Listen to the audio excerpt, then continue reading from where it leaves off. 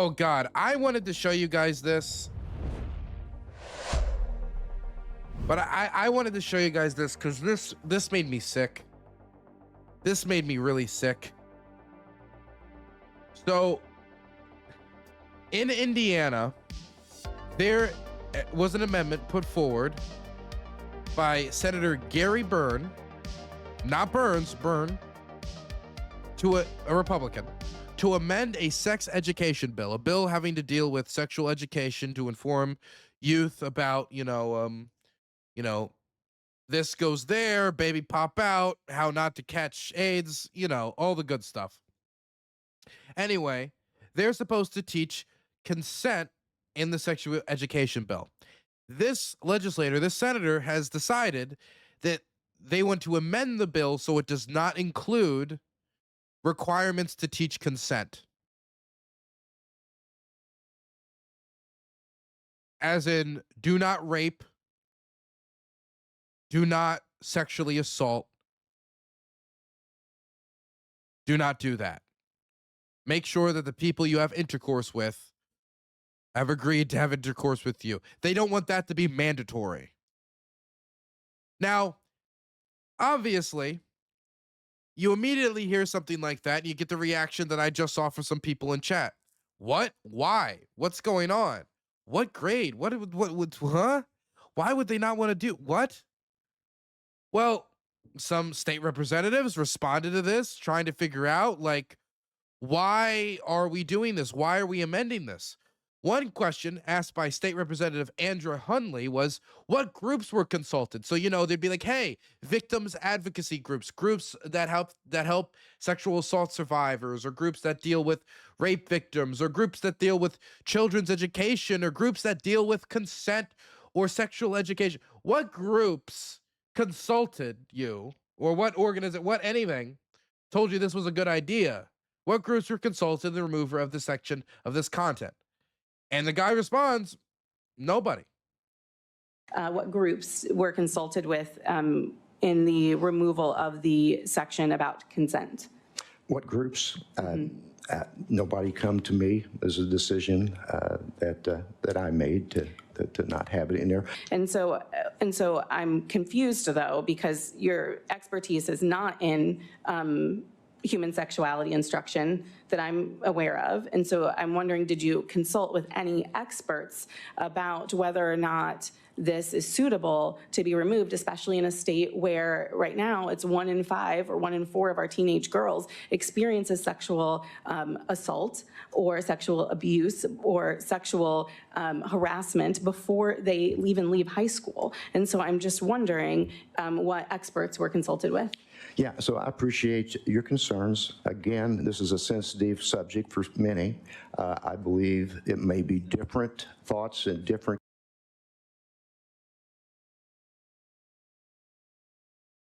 Sensitive subject? To be clear, it's sensitive because it's a tragedy that people get sexually abused or raped. That's why it's a sensitive subject. It's not a sensitive subject as in, hey, it's good to inform people about consent and to try to bring that. That's not the sensitive subject. The sensitive subject is the fact that the thing is happening in the first place. Communities, and this is what the bill does. It leaves, for the most part, local control on making those decisions. And so that's my response. Okay. So his reasoning is that he wants to give control to the localities, the local school boards, and make it not an Indiana-wide requirement for, consent education under sexual education.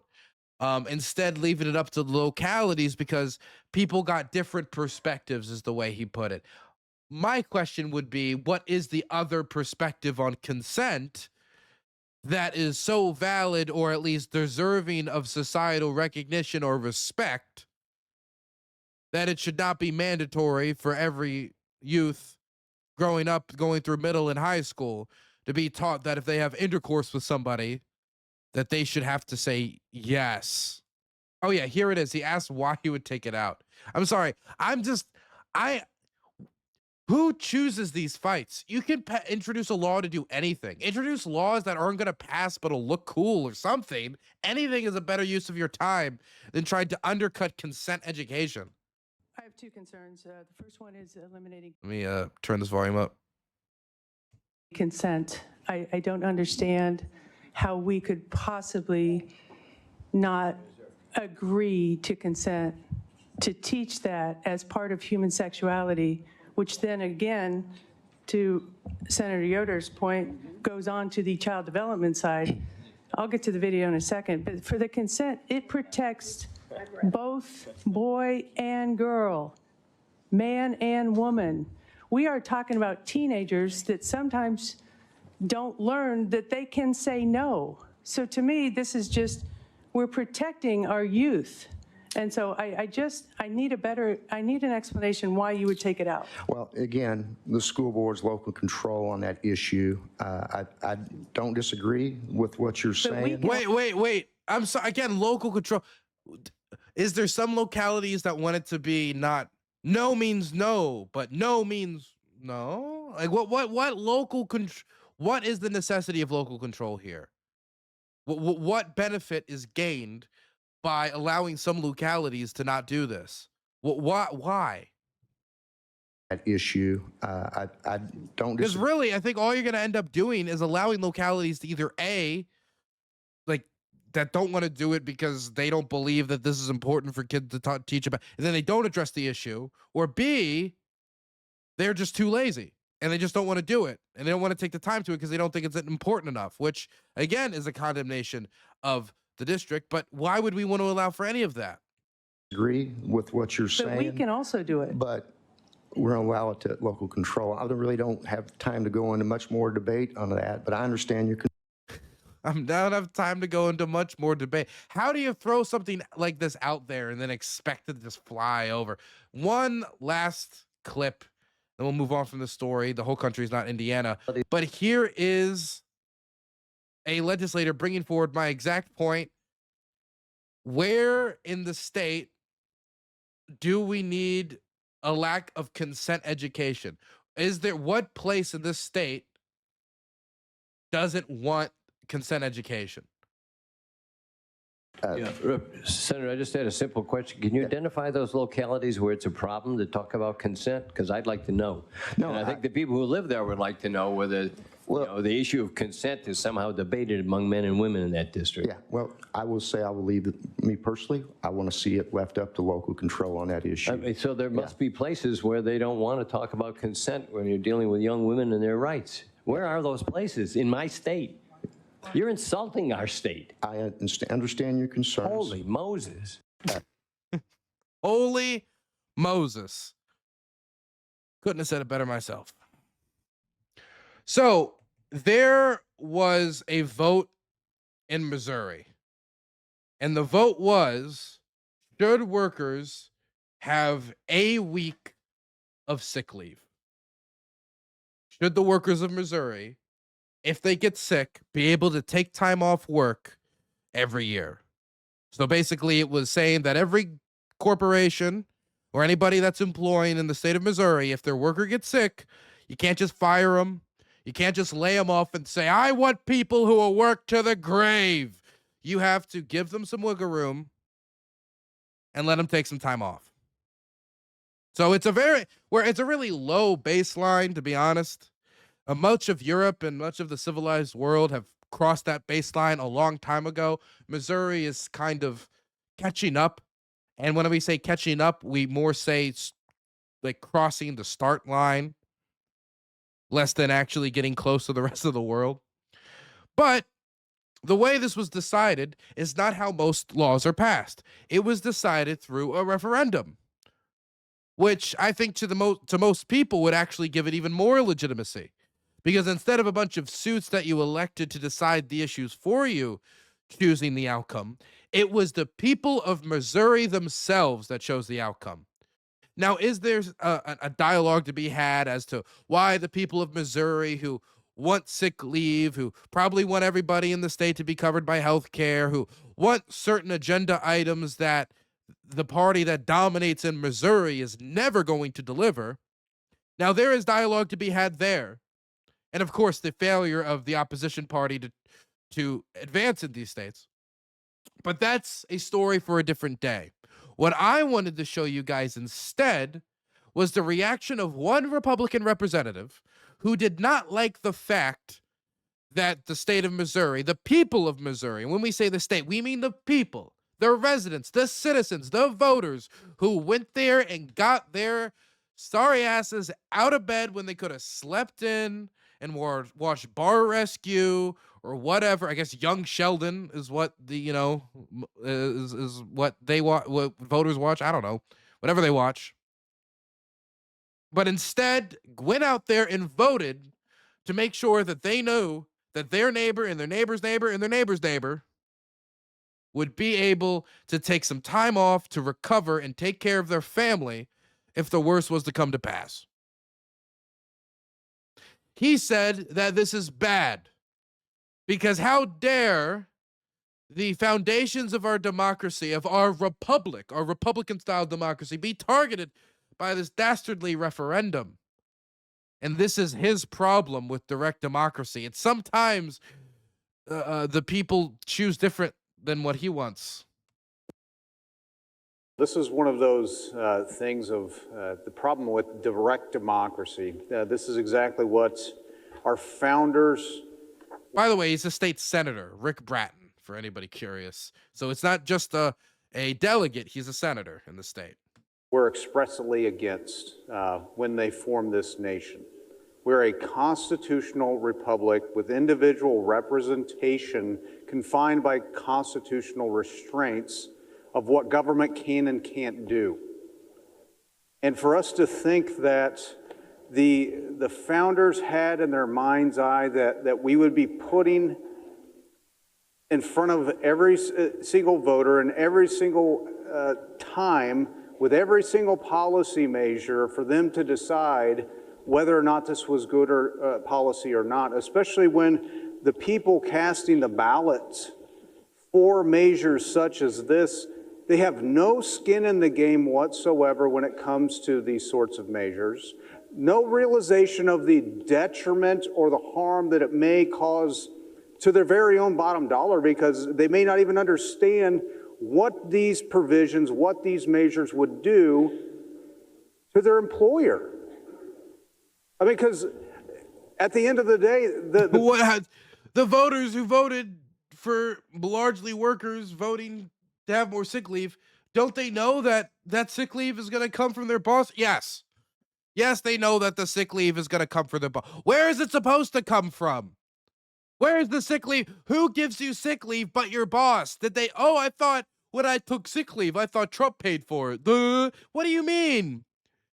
Talk about talking down to voters. It's one thing to think that, the American public can be misled on referendums and can be told vote yes on Article 7 and and they're misrepresenting what Article 7 means in order to try to confuse voters so they vote a certain way. There's these types of manipulative tactics pushed by shady, slimy Americans in order to try to manipulate the public on these votes. But that's not what he's complaining about. He's complaining that he doesn't think that the workers of the state properly considered their boss's bottom dollar when they chose to have the option to have sick leave and spend time with their family if the worst was to come to pass. How about they just care about themselves being healthy more than their boss's profits? And without a healthy worker, he can't work. Most people casting these votes on these measures, they don't own businesses. They don't understand what No, most people don't own businesses. Most people vote in elections, they don't own businesses. Okay, how can we say Trump's the best man to run this country? How can we say he's the legitimate president? A lot of the people who voted for him, they didn't have small businesses, okay? Yeah, you know what? The people who own the businesses who have to pay out the sick leave, they got to vote, just like the people who would be affected positively by the sick leave policy got to vote too. Everybody got to vote. these votes on these measures. And by the way, this is a critique that could be extended into his Republican system. Let's say that this was a bill. let's say that this wasn't a referendum and he saved American democracy by stopping this referendum, which we've had many referendums in many states with no problem. We legalized pot in our state through a referendum. Didn't kill anybody. We're all fine. Democracy is not crumbling here in Maryland. But let's say we avoided that whole thing and we did it by vote anyway, like legislative vote, and it passed the House and Senate. Okay, then what?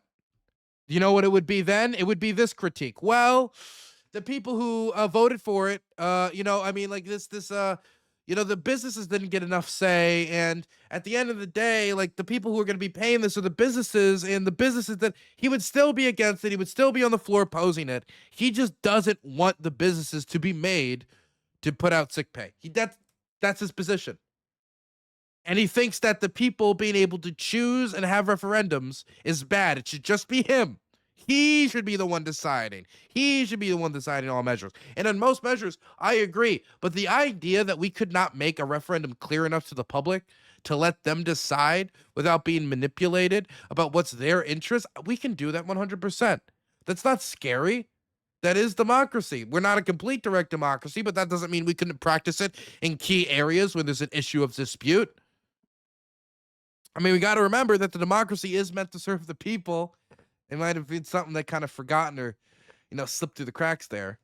They don't own businesses. They don't understand what's required to meet the bottom line, to keep people employed. We are not a direct democracy, and we got to stop telling our... As a Missourian and fan of your show, thank you for covering this, Dylan Bluehart. Hey, I'm happy to have you in the chat, man. Thank you, Zod. Missourian in chat. Shout out to Missouri. A direct democracy, and we got to stop telling our kids that we're a democracy, first and foremost, because we're not a democracy, or we are a republic. Every time somebody says this, they should have all of their voting rights stripped and put in a barrel and been made to walk through the street with the words "I'm pretentious" written on the barrel. We are a democracy. We're a Republican-style democracy. A republic is a style of democracy. We are a democracy. Resign from the Senate, you absolute clown. Look, this is the reason he doesn't like referendums, okay? In Missouri, Republicans control the Senate, they control the House, they control the governorship, they control everything because because the Republican Party is dominant there in the Deep South. So, if you want to pass something that's not within the Republican Party priority, it's basically impossible unless you do it through referendum. If you can get enough signatures, if you can put forward a referendum, then you can give the people the ability to decide on issues in a way that would buck with who's dominant in the political spectrum. For example, maybe the majority of Missourians don't believe people should go to prison for pot, but the Republican Party in the state of Missouri does not agree. So the people hold a referendum. What he is basically scared of is the grassroots threat to his power. He's scared that the people that he's supposed to represent could choose differently than him and then usurp the basic uniparty control that exists in the state in Missouri. That's why. And that's why he wants to get rid of one of the few mechanisms that still exists for the public in Missouri to buck the trend once the election is done and over, because we know what the political culture down there in Missouri is. He knows what the political culture down there in Missouri is, which is why he wants to get rid of these type of referendums. Look, if you just think that direct democracy in all cases is bad, you can make that case, but it's just very convenient that it just so happens to fall in your direction, I mean, against you on this issue, on this referendum, and it just so happens to be one of the mechanisms by which people who disagree with the Republican Uniparty in Missouri could still put forward their agenda. Just seems a little suspicious. And just here's the question. Now that it's passed, what now? What is going to be the negative effect on the state of Missouri? Because we participated in a direct democracy. We'll have to wait and see. Brace for impact. Form of government. We say the pledge every day, We say to the republic for which it stands, not the democracy for which it stands, and especially not the direct democracy for which it stands. But it didn't say that direct democracy is, but you can't have referendums. They never said that. And people can moan and they can groan, but it's the ones that moan and groan are probably not the ones signing the front of the checks that employ the people that are having to bear these costs. Blue states are net contributors to the tax base, which then go and subsidize social programs, which are predominantly in red states. That's not to say that, you know, these states, you know, don't provide anything of value to the country as well. But I mean, like, the Democrats, largely speaking, who are going to be championing these types of policies, they contribute quite a lot too. I mean, do we think that workers don't pay? Workers pay. They pay with their lives, labor, sweat, and blood. They pay with their lives. A third of their lives is sacrificed to these companies. They deserve to take some sick leave. The reason why they need to clamp down on this is they know that these issues, they're unpopular on them, and they cannot win over the people on issues like sick leave. And so they just have to shut down the debate. They have to shut down any other avenue and just stop any legislation from that, like that, from even coming to the floor in the first place. Because if they do let it get to the floor, then you're going to have a conversation about it. And then people are going to be more aware exactly what their position is. If you have to hide as a party from your position, that's not good.